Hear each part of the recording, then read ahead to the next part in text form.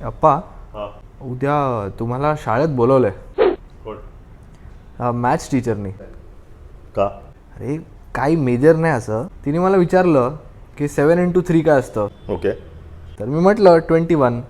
हां, मग मग तिने परत विचारलं की आता सांग की 3x7 काय असतं. बेंचोत काय चुतेगिरी आहे? एक्झॅक्टली, मी पण हेच म्हटलं. अप्पा, तुम्ही शाळेत जाणार होता ना, काय झालं?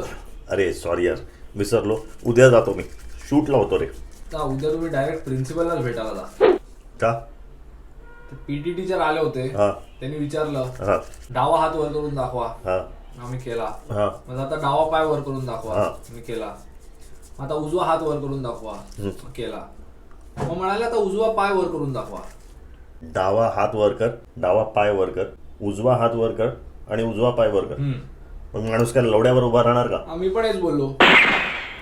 अप्पा, हम्म. तुम्ही प्रिन्सिपलना भेटायला गेलात का?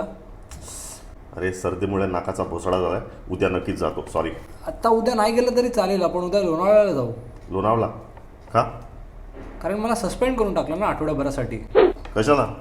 मला प्रिन्सिपलच्या ऑफिसमध्ये बोलवलं हां. आणि तिकडे सगळे होते. Maths teacher, P T teacher, Hindi teacher.